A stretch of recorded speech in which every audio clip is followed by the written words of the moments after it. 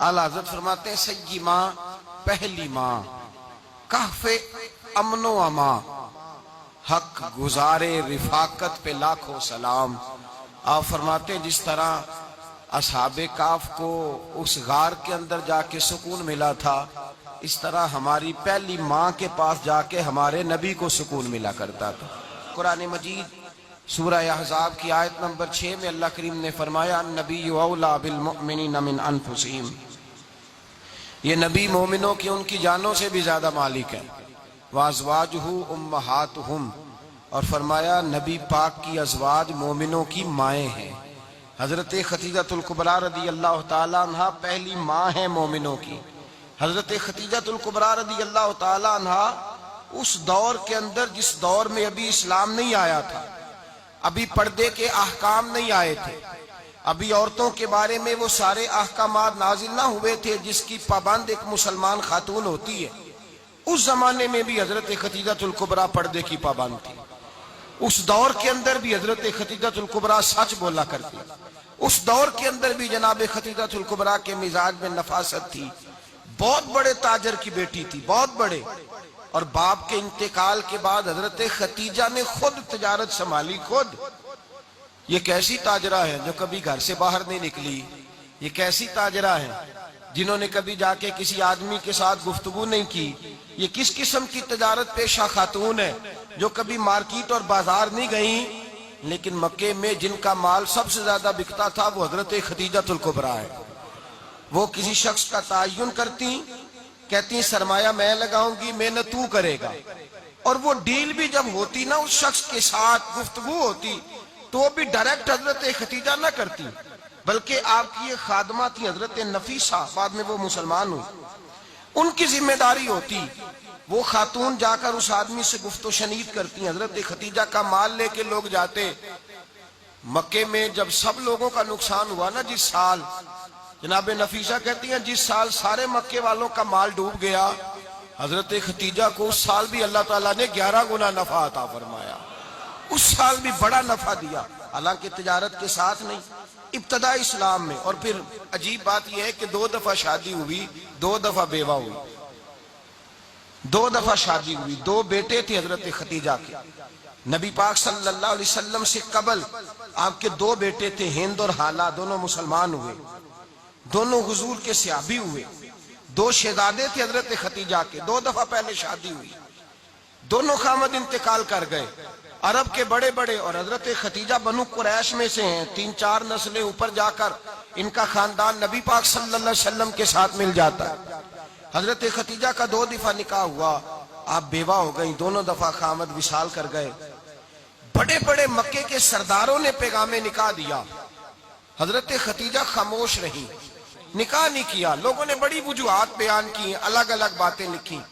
شیخ محقق شاہ عبدالحق محدث دہلوی فرماتے ہیں نہیں، اصل بات اور تھی۔ عرب کے اندر سال کے بعد عورتوں کا ایک میلہ لگتا تھا خانہ کعبہ کے پاس، صرف عورتیں اکٹھی ہوتی تھی، میلہ لگا ہوا تھا۔ ایک تورات جاننے والا یہودی عالم بھی آیا ہوا تھا، وہ بیویوں کے مجمع پہ نظر ڈال کے کہنے لگا بیویوں، مرد کا کام تو کوئی نہیں عورتوں کے مجمع میں بات کرنا، لیکن میں تمہیں ایک پیغام دینے لگا ہوں، اللہ کے آخری رسول جو مکے میں پیدا ہونے والے ہیں ان کے آنے کا وقت قریب آ گیا ہے۔ وہ بی بی بڑی خوش نصیب ہوگی جنہیں ان کی رفاقت ملے گی۔ عورتوں نے جب دیکھا کہ مرد آ گیا عورتوں کے میلے میں تو انہوں نے ڈانٹا جھڑکا، کہا چل اٹھا اپنی کتابیں اور نکل جا۔ حضرت خدیجہ کہتی ہیں باقیوں نے ڈانٹا پر میں نے بات پلے سے باندھ لی، میں نے پلے سے باندھ لی اور میں انتظار کرنے لگی کہ اللہ کرے وہ نصیب میرے ہی ہو، اللہ کرے مقدر میرا ہی کھلے۔ آپ فرماتی میں تسبیح پڑھتی، درود پڑھتی، میں اس زمانے میں جو اللہ کا ذکر جس طرح ہوتا تھا وہ میں شروع کرتی، اور جب فارغ ہوتی تو میں التجا کرتی کہ اللہ میرے نصیبے کھول دے۔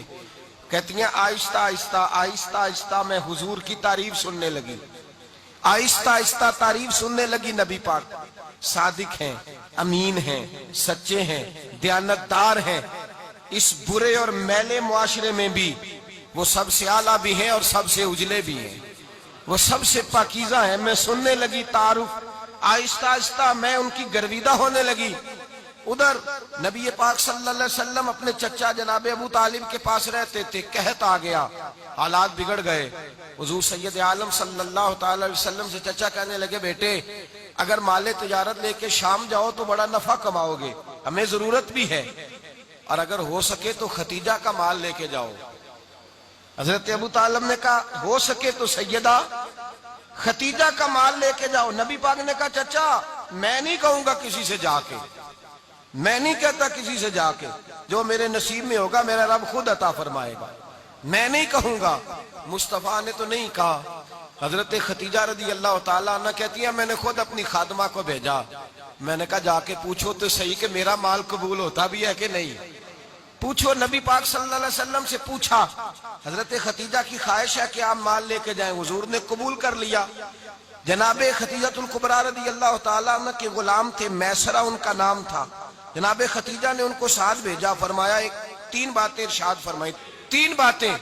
ایک تو فرمایا سارا رستہ غور سے دیکھنا میرے نبی کے ساتھ کیا معاملات درپیش ہوتے ہیں، ابھی اعلان نبوت نہیں کیا، فرمایا ذرا غور کرنا، میرے مصطفیٰ کا مطالعہ کرنا اور مجھے واپس آ کے سبق سنانا، وہ جو تم نے چہرہ بددعا کی تلاوت کی ہو ذرا مجھے واپس آ کے سنانا۔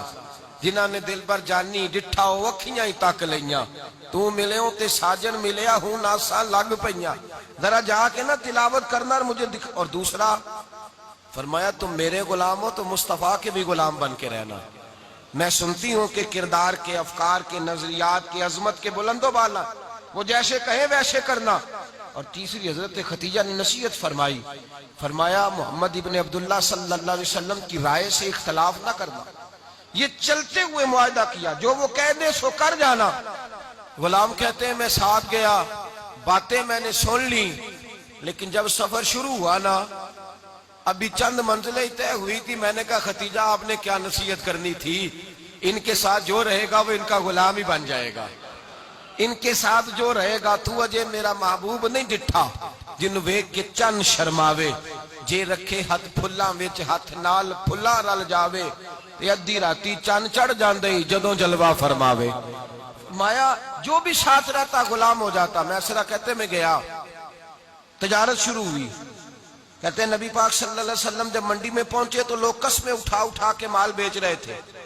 اللہ کے محبوب جب گئے نا تجارت کرنے تو ایک آدمی کہنے لگا چلو معاذ اللہ بتوں کے نام تھے لات و منات، کہنے لگا لات کی، عزا کی، منات کی قسم اٹھاؤ، تو نبی پاک فرمانے لگے ان کی قسم اٹھاؤں جن کا میں نام لینا بھی پسند نہیں کرتا، ابھی اعلان نبوت نہیں کیا، اور فرمایا ویسے بھی میں قسم دے کے مال نہیں بیچتا، خریدنا ہے تو خریدو، نہیں خریدنا تو نہ خریدو۔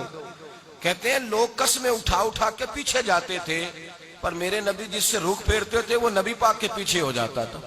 ماتے کئی گنا زیادہ نفع کمایا۔ ہم رستے میں تھے، حضور ایک درخت کے نیچے آرام کرنے لگے، ایک عیسائی راہب غار میں بیٹھا تھا، نکل کے آ گیا، مجھ سے کہنے لگا مجھے وہ جانتا تھا، میں سرا یہ کس کو ساتھ لائے، یہ کون ہے؟ میں نے کہا اہل قریش کے ایک معزز آدمی ہے۔ کہنے لگے یار جس درخت کے نیچے یہ لیٹے ہوئے ہیں یہاں عام آدمی نہیں لیٹ سکتا، یہاں وہی لیٹے گا جو اللہ کا سچا رسول ہوگا، یہاں دوسرا کو لیٹ ہی نہیں سکا، یہ رسول ہے، ان کا خیال رکھنا، خیال رکھنا، کاش میں اس وقت تک زندہ رہوں جب یہ نبوت کا اعلان کریں۔ میسرہ کہتے ہیں میں غلام ہو گیا، نبی پاک صلی اللہ علیہ وسلم کی ادائیں مجھے بھانے لگی، جب واپسی پہ نکلے تو گرمی بڑی شدید تھی، فرماتے ہیں جب دھوپ تیز ہوتی تو بادل کا سایہ آ کے حضور پہ سایہ کر دیتا، بادل کا ٹکڑا نبی پاک پہ۔ اللہ جانے کہاں بیٹھ کے لوگوں نے کتابیں پڑھی ہیں جو کہتے ہیں 40 سال کے بعد نبی بنے تھے، پتہ نہیں کہاں بیٹھ کے کتابیں پڑھی ہیں۔ ہم نے تو جو سیرت پڑھی ہے وہ بتاتی ہے کہ تیری حیات پاک کا ہر لمحہ پیغمبر لگے، ہر لمحہ پیغمبر لگے۔ یہاں تو وہ لوگ جو کئی سال پہلے 20 اور 25 سال پہلے حضور سید عالم صلی اللہ علیہ وسلم کی رفاقت میں رہے، وہ اعلان کر رہے، لوگ پتہ نہیں کہاں بیٹھ کے کتابیں پڑھتے ہیں، کہاں بیٹھ کے۔ میرے نبی پاک سے صحابہ نے پوچھا حضور آپ کب نبی تھے؟ فرمایا ابھی آدم کی مٹی گوندی جا رہی تھی، ابھی آدم کی مٹی گوندی جا رہی تھی، میں تب بھی اللہ کا رسول تھا۔ میرے بھائی نبی رحمت سید عالم صلی اللہ علیہ وسلم کے غلام حضرت ختیجہ کے غلام کہتے ہیں واپس آیا، اور پہلے بھی کئی دفعہ حضرت ختیجہ کا مال گیا تھا، بڑے نفع آئے تھے، پر جو نفع اس سال آیا وہ پہلے کبھی نہیں آیا تھا۔ کہتے ہیں مجھ سے حضرت خدیجہ کی سہیلی بھی بیٹھی تھی، میں بھی آ گیا، اور جناب خدیجہ کی سہیلی کہنے لگی چل مال کے بارے میں کچھ بتا، کتنا بکا؟ میں نے کہا مال چھوڑو، مصطفیٰ کی سنو۔ اور پھر کہتی چلو ٹھیک ہے، بادل سایہ کرتا تھا، چلو ٹھیک ہے، تم سے راہب نے پوچھا تھا، یہ صحیح ہے، انہوں نے تیری سارے رستے بڑی خدمت کی، تیرا بڑا خیال رکھا، پر یہ بھی بتا تجارت کیسے ہوئی؟ تو میں سرا کہنے لگا زندگی میں نے بھی ساری گزار دی ہے، پر اس رسول کے ساتھ 4 دن ہی گزارے ہیں، حد ہو گئی مجھ سے، اور کچھ نہ پوچھو، اور کچھ نہ پوچھو، آ میرے دل آمنہ کے لال کی باتیں کرے، اور کچھ نہ پوچھو، بس ذکر ان کا چھیڑیے ہر بات پر، اور چھیڑنا شیطان کا عادت کیجئے، بس مجھے حضور کے تذکرے بیان کرنے ہیں، ذکر مصطفیٰ کرنا ہے۔ حضرت خدیجہ الکبریٰ بڑی متاثر ہوئی، کہتی ہیں مجھے درجنوں لوگوں نے پیغام نکاح دیا تھا، پر میں نے سنی نہیں تھی، میں نے نفیسہ کے ہاتھ پیغام بھیجا، میں نے کہا میری عمر 40 سال ہے، ان کی 25 سال ہے، اور میرا اعمال اور طرح کا ہے، وہ شہنشاہ ہے، جا کے پوچھو تو صحیح، بھلا میں قبول ہوتی ہوں؟ پوچھو۔ نفیسہ کہتی ہیں میں آئی تو وہ خاتون جن کے لیے لوگ بڑے بڑے قریش پیغام دیتے تھے، پیغام لے کے آئی، تو رسول پاک نے عجیب رنگ بیان کیا اپنی سیرت کا۔ جب میں پہنچی میں نے کہا خدیجہ نکاح کرنا چاہتی ہیں؟ نفیسہ کہتی ہے میرا خیال تھا کہ کوئی اور ہوتا تو کرسی سے اٹھ کھڑا ہوگا، فوراً کہے گا اچھا جلدی کرو بات کرو۔ جب میں نے آ کے کہا نا نفیسہ، کہتی ہیں میں نے عرض کی کہ حضور خدیجہ نکاح کرنا چاہتی ہے، تو نبی پاک نے میری طرف دیکھا، فرمایا وہ کہتی ہیں کہ تم کہتی ہو؟ کہا وہ کہتی ہیں، تو حضور نے فرمایا ٹھہر جاؤ، میں اپنے چچا سے پوچھ کے بتاؤں گا، میں مشورہ کروں گا، میں پوچھ کے بتاؤں گا۔ او بھائی نبی پاک سوائے خدا کے کسی کے پابند نہیں، لیکن میرے مصطفیٰ نے اپنی امت کو یہ درس دیا ہے کہ جو بڑوں کے شفقت کے سائے میں چلتا ہے اللہ اس کی مدد فرمایا کرتا ہے۔ تجھے کیا پتا تیرا اچھا بھلا کس بات میں؟ کہا نکاح کرنا چاہتی ہوں، فرمایا چچا سے پوچھ کے بتاؤں گا۔ خدیجہ رضی اللہ تعالیٰ عنہ کہتی ہیں انہوں نے پوچھا، جناب ابو طالب کہنے لگے یہ تو خوش قسمتی ہے کہ ہمیں ایسی بہو مل جائے جس کے کردار میں، افکار میں، نظریات میں اتنی نفاست ہو۔ مصطفیٰ کریم کے ساتھ نکاح ہوا، قربان جائیں۔ حضرت خدیجہ الکبریٰ کی شادی ہوئی تو بھائی بڑا مشکل ہوتا ہے، بڑا مشکل ہوتا ہے اپنے آپ کو ڈھالنا، لیکن جناب خدیجہ کی زندگی اٹھا کے دیکھو، میں یہ نہیں کہہ سکتا وہ کروڑ پتی تھی، ارب خرب کی میں بات ہی نہیں کر سکتا، بلکہ سیرت نگار کہتے ہیں کہ مکے میں جس کے پاس سب سے زیادہ حضرت خدیجہ الکبریٰ تھی۔